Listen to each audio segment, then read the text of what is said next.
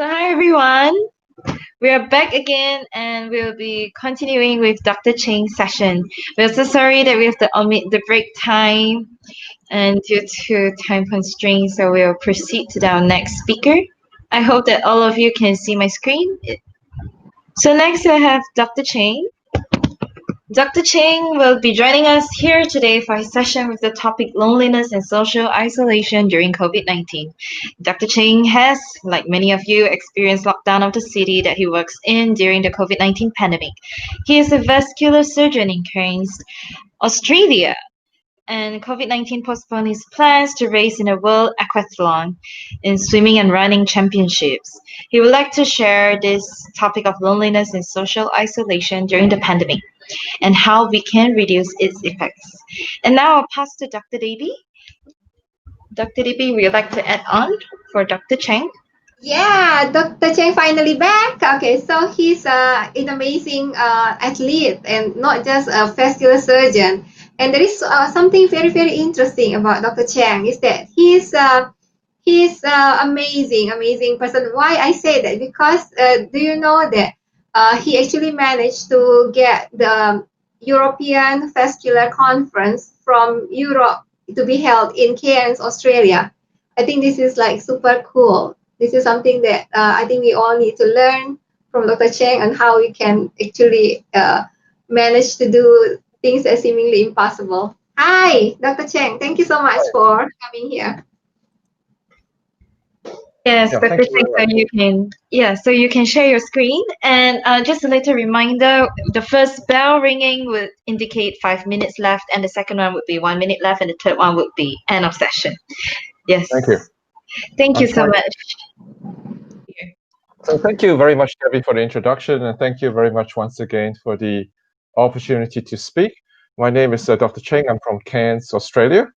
Today I'm going to just talk about a topic that has been coming up recently in the news, and I call it the epidemic within the pandemic that we are experiencing right now. I've got no disclosures to make, and also the other disclaimer, unlike the other speakers who are speaking on a topic that they are very familiar with, I'm actually not a psychiatrist, and it's whatever I'm going to speak about is just my own views and my opinions about this topic. I am a vascular and endovascular surgeon from Cairns, Australia. Cairns is also home to the James Cook University of Australia. We have been spared the brunt of COVID so far and have till date only 37 confirmed COVID cases, mostly from overseas visitors. Now, the state of Queensland closed its borders on the 15th of March, 2020, and only reopened recently on the 10th of July, only to close its borders again to Victoria, then Sydney, and then to everyone else. Like in most conferences, we shamelessly share the place where we work and live, and this beautiful place is just a 45-minute boat ride from the hospital where I work. And should you come and visit, Cairns is a very nice and small place, and I'll bring you there. Just an introduction to this topic. Social isolation and loneliness can be harmful to both mental and physical health. So as we know, there are significant health and well-being issues that can be affected by loneliness. It is also recently exacerbated by COVID-19.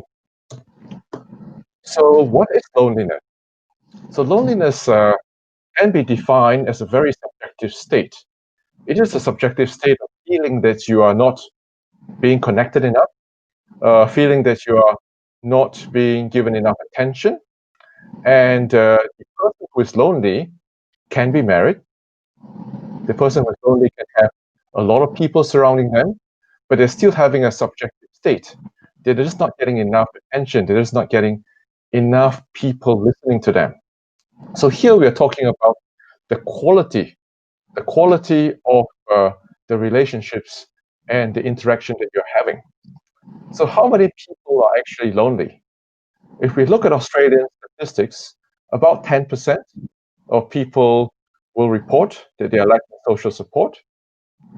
About a quarter of people at any time would say that they're experiencing an episode of loneliness, And we're looking at 2018 data that is pre-COVID. And about 1 in 2 people will report they feel lonely for at least 1 day a week. So having more Facebook friends is now a poor correlated to loneliness. And why I say this is because we want to look at the quality of relationships that you are having. It is quite unlikely that people spend time sharing their imperfections on Facebook. You always see the best dish they cook, being posted on Facebook, the best holiday photographs, everything well done and everything looks perfect. You're not going to share your vulnerabilities on Facebook. Something that you had a bad day, wasn't so good, maybe don't post it, sort of thing. Of course, if you have 0 Facebook friends, that could also be a problem, I guess. So what is social isolation? Now, social isolation is seen as a state of having minimal contact with other people. Now, these two terms are slightly different. Being socially isolated doesn't mean that you are lonely. It could be a lifestyle choice. And again, being lonely doesn't mean that you are socially isolated. But the both can also coexist. So what are the risk factors for social isolation and loneliness? So these risk factors include disconnection from the community, being unemployed, being in a financial situation that you're not happy with, being recently separated or separated for a while, or living alone. So as we see how the pandemic unfolded, we start seeing people rearing their own selfish desires. You see things that are ugly. You see events of self-preservation, like seen in this photo of empty supermarket shelves. And I believe that this photo has gone all around Australia and many parts of the world, of an elderly lady staring at empty supermarket shelves. For many of us, social isolation and loneliness is in our blind spot because it's worked as usual for many of us. I'm a surgeon, so my social circle is largely at work. I see people, I interact with people all the time, and I fail to see that there are a lot of people who are actually lonely and isolated and need help because it is work as usual for many of us. And the people who need help can be a lot closer than one would think. Many of our loved ones who are at home may not feel the same as we are because we get to go out of the house, but they have to stay at home. And they're stuck at home, waiting for you to come home or waiting for some form of interaction. Lockdown also puts people who are vulnerable at risk because you're throwing vulnerable people into a social furnace. You're trapping them in a house. Their previous form of escape from an abusive partner or an abusive relationship might be to be able to walk out of the house, but they can't do that anymore. So you start seeing domestic abuse on the rise. And you see that this is well supported by statistics with increased calls to helpline and increased violent incidents reported to the police and, unfortunately, mortalities. Now, people passing racist comments are also not helpful because racist comments promote xenophobic behavior, which, to no surprise at all, leads to racist attacks. So in the news here, we have 2 women, one of Malaysian heritage and one of Singaporean heritage, like myself, being attacked in Melbourne. And there are also Australian Chinese families being targeted in racist attacks, and some of these families speak more English than Mandarin. We can see that loneliness manifests in many forms and many ways. So, as alluded by the first 2 speakers, loneliness can lead to self-destructive behaviors, such as a sedentary lifestyle, overeating, increase in smoking, and as well as alcoholism. So when you enter in one of these vicious cycles, of which there are many to choose from, it is pretty hard to extricate oneself from it, especially if you're lonely and do not have social support. So I just want to add a bit of social theory to this whole game that we are talking about. So many of us may have met up to or even more than 1,500 people in our lives, and maybe keep a close personal network of about 150 people. Some may have an active or close network of about 50 people, and a sympathy group, of about 15 people, and a support clique of about 5 people. Now, what's important here, what we want to look at is the quality of the relationship you're having, and how much you want to open yourself up to the person that you are relating to. Are you happy to share your vulnerabilities, your imperfections with a personal network, or the active or close network? Most likely not. And it is most likely in the sympathy group and the support clique where you are trying to share your vulnerabilities too. And when you look at the sympathy group, are they just people who are listening to you, or are they people trying to share your journey? And that's the quality that I've been talking about. Now, so the first steps we want to do in coping with this is that we want to recognize differences. That we are all from different cultures, we all cope differently, we're all of different age groups, and we cope differently, and men and women cope differently. Even with social distancing, saying a quick, "How are you? Are you okay today?" is okay, We also want to look at the people who are vulnerable, like the elderly, who may have less access to social media, for example, and supporting the children who used to go to school and socialize with their friends, and now they're stuck at home and they can't socialize. So what are the tips to stay connected?